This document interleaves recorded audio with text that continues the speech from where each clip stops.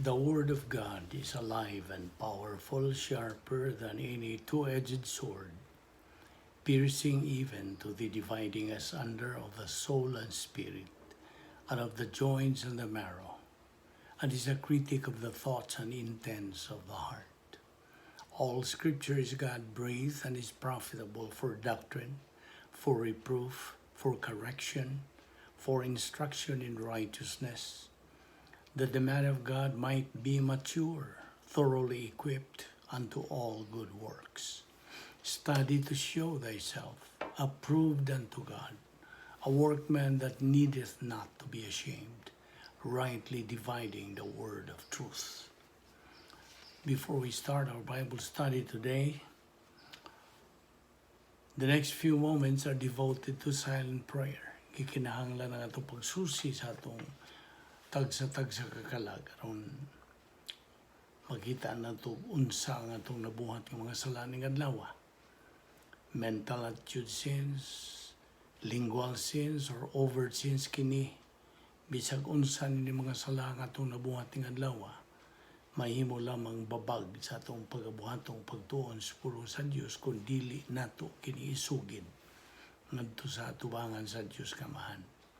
1 John 1:9 nagaingon, if we confess our sins, God is faithful and just to forgive us our sins and to cleanse us from all unrighteousness.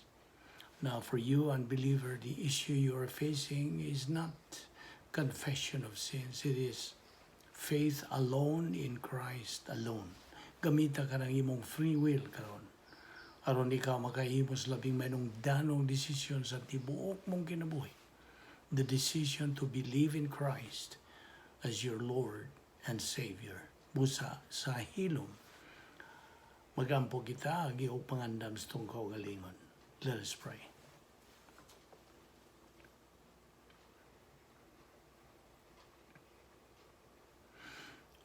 Magampot daw. Amahan na mo nga Diyos, nagapasalamat kami kanimo, honestanan sa imong pagdala na usab ka namon ning dapita, karon. Timaylan nga imong plano sa among kinabuhi, nagalihok pa. Imo pa kaming ipabuhi ang tuni gayuna. Kini, umikan sa imong plano nga nagalihok pa yun. O ang imong grasya mo ay palahute ka namo hangtod ning higayuna. We do not deserve life because of our sinfulness. Apan ikaw matinumanon magayon sa imong mga saad. Ubani kami karon sa among pagpadayos pagtuon sa imong pulong. Pinagis pagtudlo ka namo sa balang Espiritu Santo nga mo'y bugtong magtutudlo sa kamatuoran. Kining tanan among gipasalamatan sa ngalan ni Ginoong Jesucristo. Amen.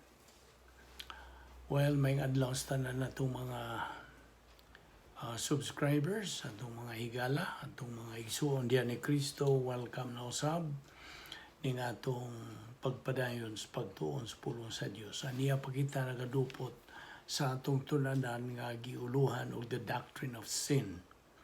O imong malinggatan nga kita balhin-balhin usahay may tungod sa kaluwasan and then uban pang mga punto sa doktrina o kini may kalabutan sa atong main topic which is the Doctrine of Sin, Hamar Theology. Okay, padayon kita karon. Una sa tanan, ablihing imong Biblia diha sa Ephesians chapter 1 verse 7. Episo kapitulo 1 bersikulo 7. Well, kung basahon kini, nagaingon kini, in Him we have redemption through His blood, the forgiveness of sins according to the riches of His grace. Now, unsa may but pasabot ni ining bersikulo ha. Now, ato nang gipakita sa miagit ang parag-uban nga ang pagdungan sa duha, the redemption and the forgiveness, katubsanan o kapasayloan, wa magpasabot nga nagdungan kini sila kahitabo. Tungod kay sa maong construction, sa maong sentence, doon na may direct object o indirect object. Asa ko nang ginaingon kagahapon nga ang direct object mao'y main, mao'y pinakabida nga angay nga ipaklaro nining mga bersikulo o ang direct object, okay, indirect object mao ang correction, ang direct object mao ang redemption, katubsanan, okay, o tungod kay ang redemption mao direct object nan ang kapasayloan sa mga sala mao'y indirect object, okay, klaruhan na. O ang buti pasabot nining duha, they are both in the accusative case. In the original Greek, ang ipasabot niining forgiveness nga mao'y complement to the direct object, mao nga resulta na ang kapasayloan sa nahitabong katubsanan. So dili dungan na kung maingon ta og resulta, di natural po ang kapasayloan na apan wata mo ingon nga nahitabo kini adto sa cross kay ngano man unsa man gyud ang sistema, unsa man ang paagi niini. Ingon man gud ini, ang gibuhat ni Ginoong Jesucristo dito sa cross mao ang paghatag kanato sa kahigayunan nga kitang tanan mahimong pasayloon. Now, actually, aron di ta maglibog ani, okay, to avoid confusion, aron maklaro na nato nga di na ta maglibog, mas maayo ug ingnon ninyo nga ang kapasayloan moingon tag dungan sa kaluwasan. Kung dili nimo maangkon ang kaluwasan, di pod nimo maangkon ang kapasayloan. Kasabot ka? Ingna na pagsulti to avoid sa kalibog. Okay? Ngano man, bisan kung namatay si Ginoong Jesucristo dito sa cross, ug iya nang natagbaw ang tanan nga requirements aron ang tao malibre, magawas nun. Wa ni magpasabot nga ang tao libre na. Right? I think all of us know that because of our what? Volition sa atong kabubuton. Okay? Mabitaw nga akong gisulti nga iya ning gitanyag sa tanan. Iyang gitanyag ngadtos tanan ang iyang gibuhat sa cross. Si Ginoong Jesucristo mo mitanyag. Apan dili lagi ang tanan mo unsa mudawat. You see? Kaya mangutay kabubuton. Dili tanan mudawat tungod sa kaugalingong kabubuton.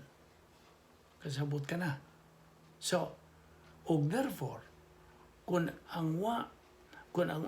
usa ka tao musalikway will reject sa iyang gitanyag, then ang buti pasabot nga ang tao nga misalikway sa tanyag ni Ginoong Jesucristo nga kaluwasan, kung misalikway siya sa gitawag ng kaluwasan nga, then gisalikway pod niya ang kapasayloan.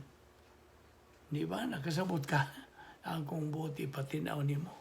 That is the system, mao na ang sistema. So therefore, kano sa aman may tabo ang kapasayloan. Ang tubag, sa higayon kay imong dawaton ang gitanyag nga buhat sa kaluwasan nga gihimo ni Ginoong Jesucristo dito sa cross.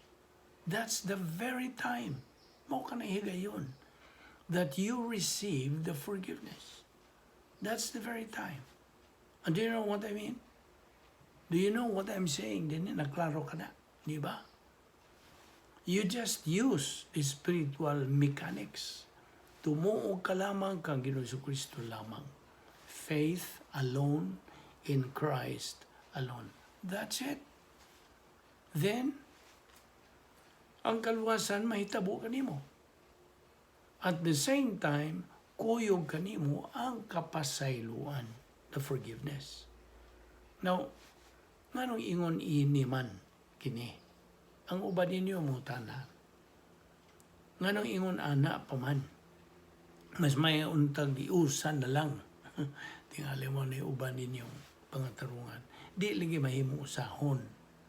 Kay kun ato ng usahon, ni bawa kag unsa, wa na'y hinungdan ang 1 John 1:9. Kita ni mo? Nganong mo 1 John 1:9 paman ka, o gipasaylo na ka dito sa cross. Wa na hinungdan. So, di nasibo ang tanan tanggi pangtunan. Di ba? Na sabta niyo. Mao nga ang prinsipyo sa 1 John 1:9, mao ay nagapakita kanato ni ining sistema nga gipahimutang sa Dios. Kay unsa to'y gisulti sa 1 John 1:9? Although later we will expand this, okay? Kung isugid ta ang atong mga sala, siya kasaligan o makatarunganon nga mopasaylo sa atong mga sala. So, kung di ka musugid, naibaw ka na unsa. Therefore, ang kapasayloan ang nahitabo dito sa cross. Why bayad? Correction, di kay why bayad. Bayad rato, panglimpyo rato, pagbayad rato sa atong unsa, atong utang. Paghimo rato ka na itong gawas nun, aron ta makabalik, mahipasig uli ngadto sa Dios. Pero, kinahanglan nga ang matag usa mohimo og unsa, desisyon. You see? Desisyon sa pagdawat o sa pagsalikway. So, sabtagi na. That means to say, you are totally free to choose. Mudawat ka ba? O mo salikway? Pag tayo pugsanayan wala. Kita ni mo. May mo kung imo isalikway. Apan, matod pa sa evangelist, naaragon ni mo, buot ka pa mo, enjoy dito sa kalayo. You see? O ito na ang kinamuban, no? The shortest message alang sa mensahe sa may balitas kaluwasan is believe or burn. Di ba? Unay kinamuban, the shortest. Now, linaw ba sa kalayo ang naghuwat niya itong musalikway, tanyag ng kaluwasan. Mara mag yun naghuwat. So, atong makita din nga sa atong paghinay-hinay o at-at o pagpatinaw nining maong manungdanon kayong pagtulunan, ato yung matuhog ang lintunganay nga buot ipasabot o ipaklaro sa mao nga doktrina sa pulong sa Dios. Busa sublion ta sa pag-ingon. Let me repeat. Nga ang kapasayloan sa atong mga sala resulta lamang sa desisyon nga himuon sa bisag kinsang sakop sa kaliwatan sa tao nga modawat sa tanyag nga kaluwasan nga gibuhat ni Ginoong Jesucristo dito sa cross. Kung mahimon na niya ng tawhana nga midawat sa gibuhat ni Ginoong Jesucristo sa pagbalik na ngadto sa Dios, pagpasiguli na niya ngadto sa Dios, ang naakang ko naman siya sa kapasayloan sa iyang mga sala. So, sabtagi na. Sa laktod nga pagkasulti, ansa, luwas na siya. Gusto? Sayo na. Sa Diyos ang pagpasaylo. Sa una, ganong pasayloan man ka. Ibutang tag, wa pa'y nahitabo dito sa cross. Ganong pasayloan man ka sa Diyos, nga di man makapasaylo ang Diyos nimo, kay wa man kay katakos, you don't have the capacity nga mga tubang sa Diyos o maingon kag Diyos, pwede na kong pasayloon. Unsa man day imong gibuhat. Nagbuhat kag maayo, di man na madawat. We are going to see that our Lord Jesus Christ rejected our human good works. O dawatan ni Kristo nga itong mga maayong buhat. Wala. He did not accept our good works. Wala. Di madawat to. Di gyud na madawat. Bisag gamay nga hangyo, dili. Mayong katingali, siya ro naman pag dili. Paminaw. Dili gyud magsilbi ang ato mga mayong buhat. Mahugaw nga trapoler na sa atubangan sa Dios. Isayas 64:6. Now, yalig mo yun ka, siyaro, di madawat. Basta kay, dili ka na madawat. Di man anta, ang pagbuhat ug maayo, to be doing good works, was rejected by our Lord Jesus Christ at the cross. Iya katong gisalikway. Dawatan ni Ginoong Kristo. So forgiveness occurs at the moment of salvation through the decision of mankind with regard to the salvation work of Christ at the cross. So, mao kini ang atong makita nga ang kapasayloan, forgiveness, comes at the point of faith alone in Christ alone. So, sa sunod nga na imong madungog nga moingon nga ang kapasayloan dito sa cross. Ing nadayon kana siyaw. Di na musibo sa unsa gyoy gisgutas Biblia. Mao bitaw nga atong gipatin-aw gipaklaro ninyo ug atong balik-balikon sa pagsulti og kung tun-an ta ang Biblia wa ta magtuon sa usara kadapit sa Biblia. Kay kung usara kadapit ubahin sa Biblia ang imong tun-an, lagmit yung mawani ka. Mawag yung kaspasing. Kung magtuon gud ta sa Biblia, kinahanglang tun-an ta ang tanan, ang kinatibukan sa Biblia. Apil na to silang Abraham, silang Joseph, sila si David, sila si Pablo, sa libro nga to sa taga Corinto, taga Tesalonica, taga Galacia, kay kadto silang tanan, kinahanglang ipasibo, aron maklaro nato og unsa man gyud ay ang kamatuoran. Kay kung usara ka butang ay imong pakadakan ang bahis mayong buhat, imong pakadakan ang napulo kasugo, the Ten Commandments, imong pakadakan ang mga adlaw, imong pakadakan kung unsay makaon ug unsay di makaon, wala ka. Ang buot nato yung pasabot, kini ang atong gitawag og rightly dividing the word of truth. Kanang pinasibo ang tanan. Dili kay usara ka bahin mo atong kuhaon. Ug tungod niya na, mao kini ang atong matang sa pagtuon dinhi nga diin atong mapaklaro ang unsa nga di ay tungod kay ang usa ka magtutuo baya makasala pa man. Inig kahuman sa pagdawat sa gibuhat ni Ginoong Kristo. Human siya maluwas, makasala pa man gyud siya.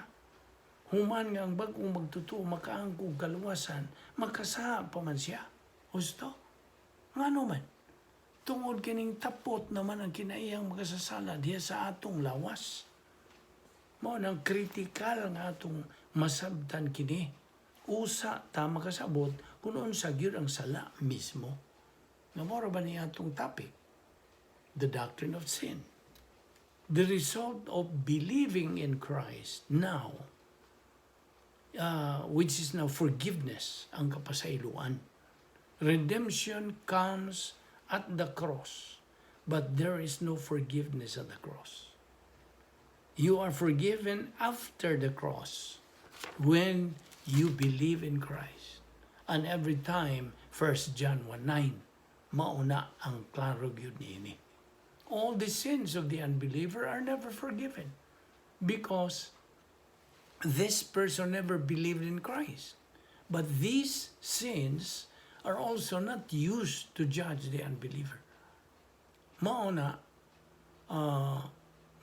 ni Roy naka-trilling, kay moingon tag, kung wa pa sa iluang di magtutuo, nan kadto mga sala nga wa pa sa ilua, mo'y magkapi-impyerno niya.